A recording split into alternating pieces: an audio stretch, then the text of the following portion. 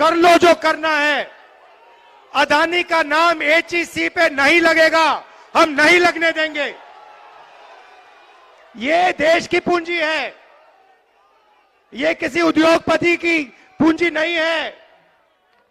ये free gift Adani को नहीं मिलेगा, ये हम आपको आश्वासन दे रहे हैं।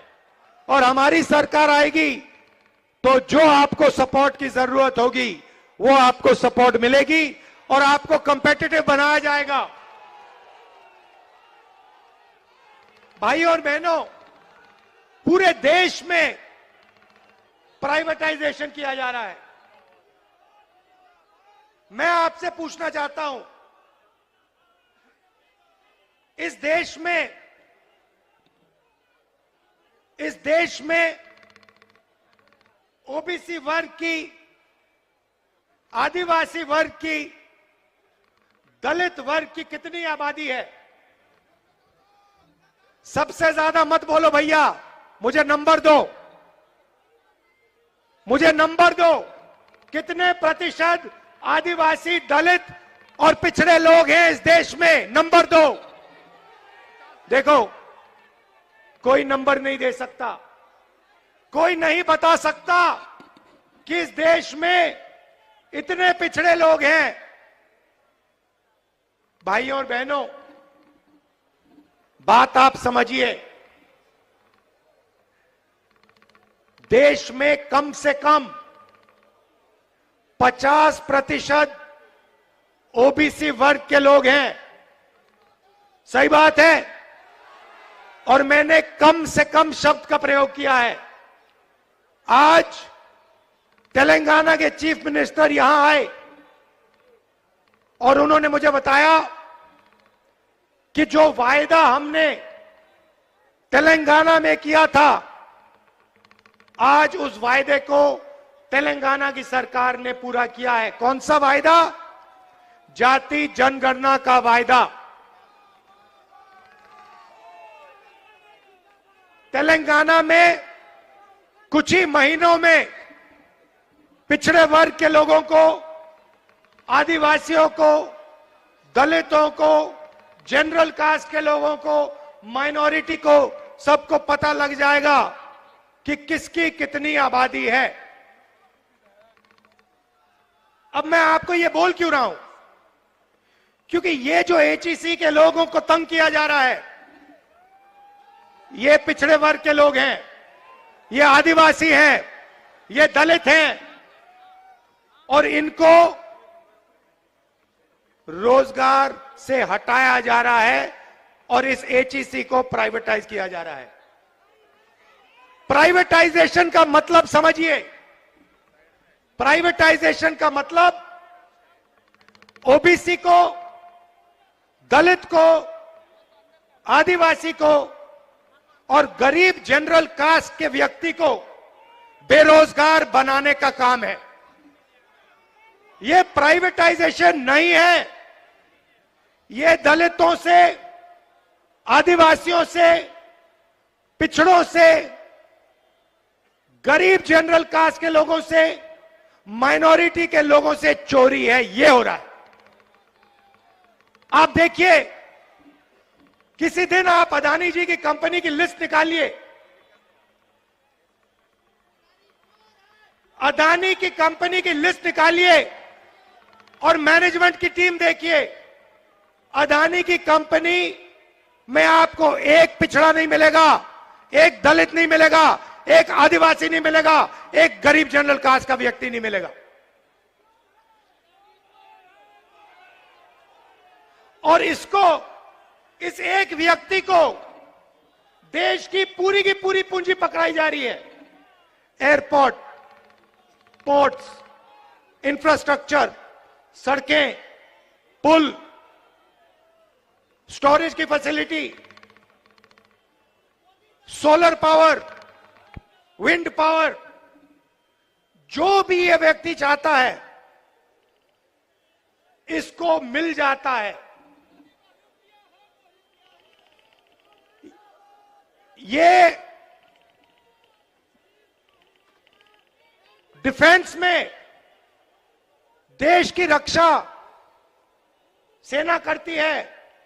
आप देख लीजिए, सारे के सारे कॉन्ट्रैक्ट्स, हथियार के कॉन्ट्रैक्ट, ड्रोन के कॉन्ट्रैक्ट, ये सारे के सारे इसी एक व्यक्ति को दिए जा रहे हैं।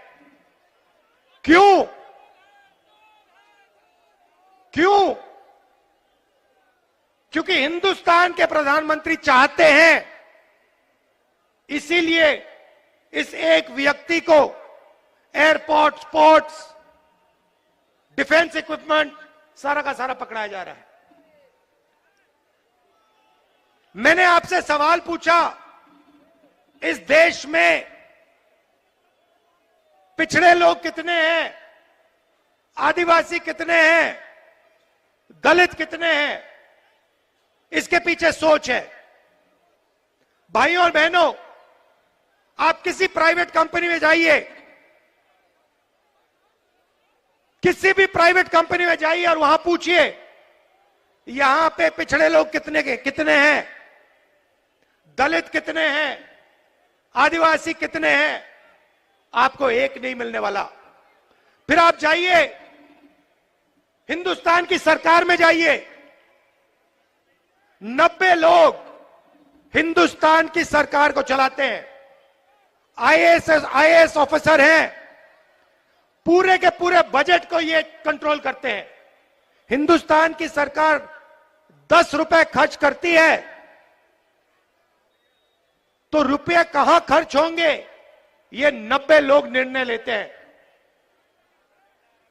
90 में से आदिवासी कितने, दलित कितने, पिछड़े कितने, आप जानते हो?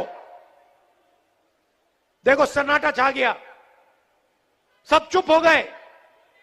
भाइयों और बहनों, 90 में से सिर्फ 3 ओबीसी वर्ग के लोग हैं और 100% बजट में से ओबीसी वर्ग के अफसर सिर्फ 5% कंट्रोल करते हैं।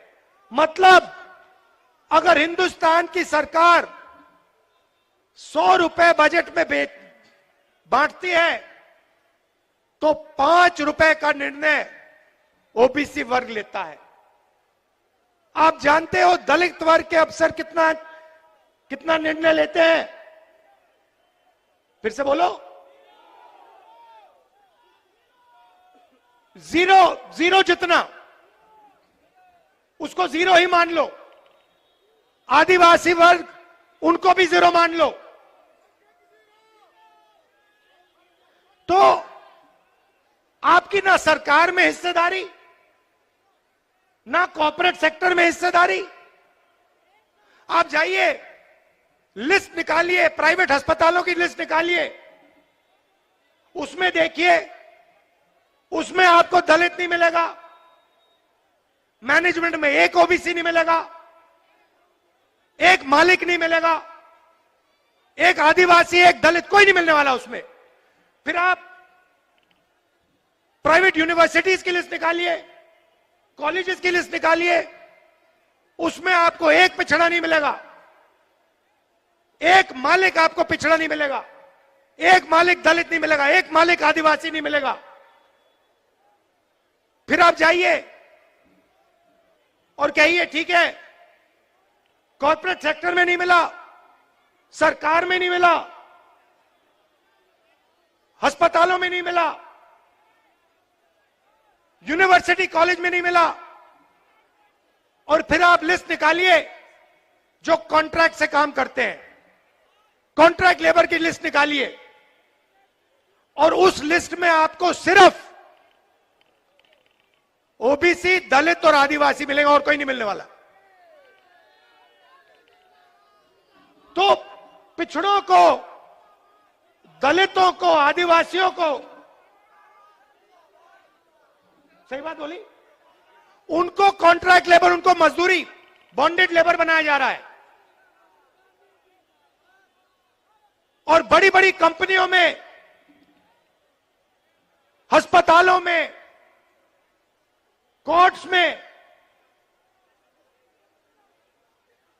स्कूल कॉलेजेस में इनकी कोई हिस्सेदारी नहीं है। तो सबसे पहले यह पता लगाना है कि इस देश में दलित, आदिवासी और पिछड़े हैं कितने। 50% कम से कम पिछड़े वर्ग के लोग हैं,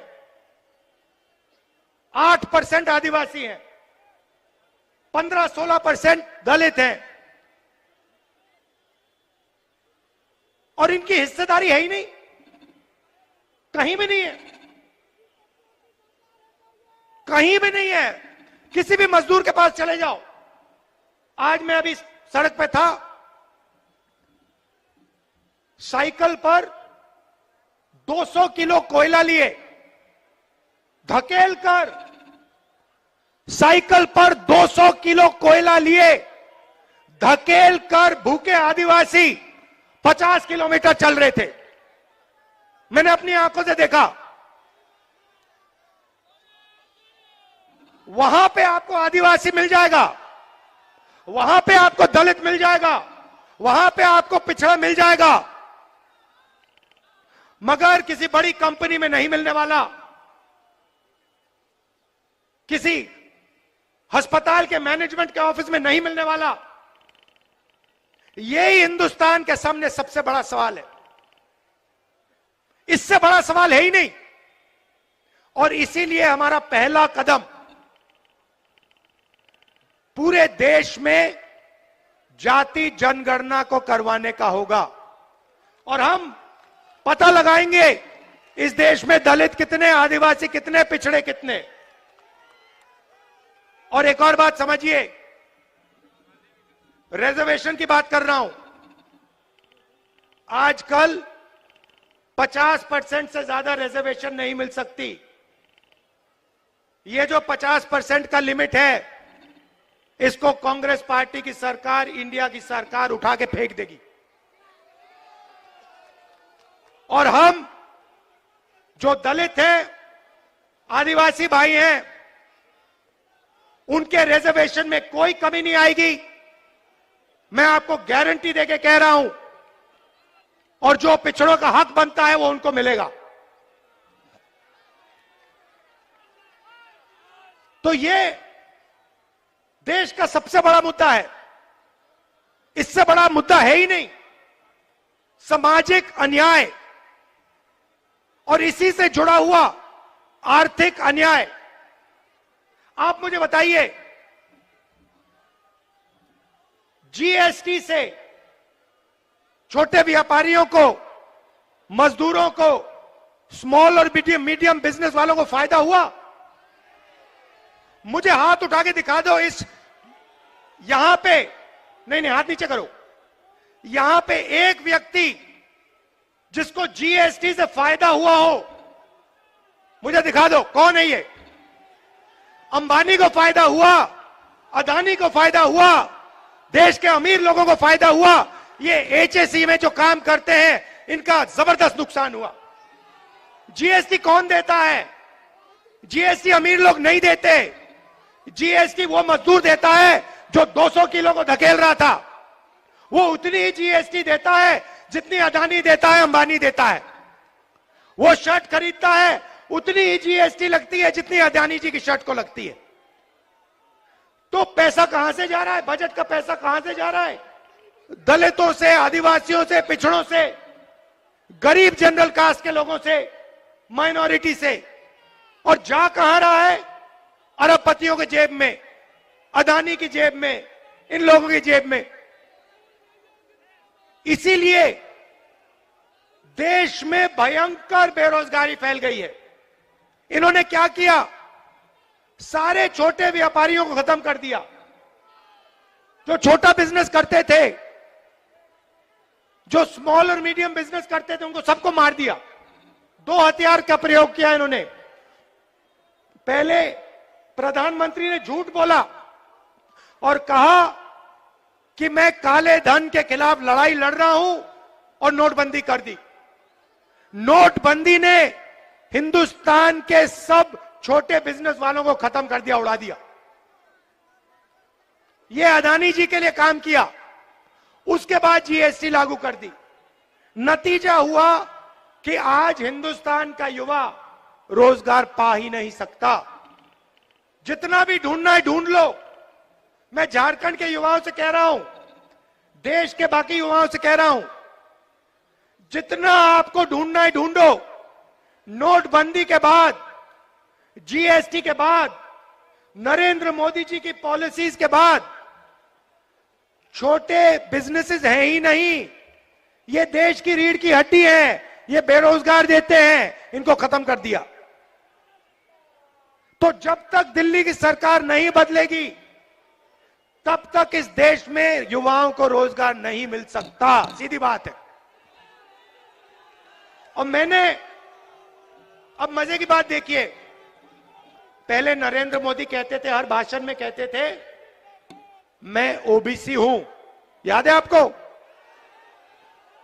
तो मैंने प्रधानमंत्री से कहा, प्रधानमंत्री जी आप ओबीसी हैं, आप पिछड़े वर्ग के हैं, तो आप ऐसे करिए, जाति जनगणना लागू कर दीजिए, देश को बता दीजिए कि आप जैसे पिछड़े वर्ग के लोग कितने हैं। उसके एकदम बाद नरेंद्र मोदी भाषण देते हैं, कहते हैं भाइयों और बहनों, देश में दो ही जात हैं, एक अमीर है और एक गरीब है। वारे वाह, एक अमीर है और एक गरीब है, तो फिर आप कहां के ओबीसी बन गए? जब ओबीसी को हक देने का टाइम आया, रिजर्वेशन देने का समय आया, सामाजिक न्याय देने का समय आया, दलितों को, आदिवासियों को न्याय देने का समय आया, तो नरेंद्र मोदी जी कहते हैं इस देश में तो जाति नहीं है। और जब वोट लेने का समय आता है तो नरेंद्र मोदी कहते हैं मैं तो ओबीसी हूं, मैं तो ओबीसी हूं। आप कैसे ओबीसी हैं? तो देश में सामाजिक न्याय, अन्याय, आर्थिक अन्याय, महिलाओं के खिलाफ अन्याय, किसानों के खिलाफ अन्याय, मजदूरों के खिलाफ अन्याय, ये 5 बड़े बड़े अन्याय हो रहे हैं और ये हर रोज कहीं ना कहीं आपको दिखेंगे। ये सरकार को, मोदी जी को नहीं दिखते, उनके मंत्रियों को नहीं दिखते, मगर बाकी हिंदुस्तान को हर रोज ये दिखते हैं। और इन अन्याय के खिलाफ हमने न्याय यात्रा शुरू की है। ये हमारा लक्ष्य था और इससे देश को हमने एक दूसरी विचारधारा दी है कि देखिए, नफरत से, हिंसा से कुछ नहीं होने वाला, कुछ नहीं होने वाला। बेरोजगारी फैलेगी, महंगाई बढ़ेगी, यही होने वाला है। और ये आपको पिछले 10 साल में दिखा है। जितनी नफरत बढ़ती है, जितनी हिंसा बढ़ती है, उतनी बेरोजगारी बढ़ती है, उतनी महंगाई बढ़ती है, उतना पैसा अदानी जी का बनता है। तो ये हो क्या रहा है? ये आपको लड़ाते हैं, एक दूसरे से लड़ाते हैं और आपसे कहते हैं देखो, एक धर्म दूसरे धर्म से लड़ो, एक जात दूसरी जात से लड़ो, एक भाषा दूसरी भाषा से लड़ो। समाज में हिंसा फैलाते हैं और फिर आपकी जेब में से आपका पैसा उठा के अदानी जी की जेब में कर देते हैं। यही हो रहा है। और आखिरी बात आपसे कहना चाहता हूं, यहां पे आपकी सरकार को यह क्यों हटाए?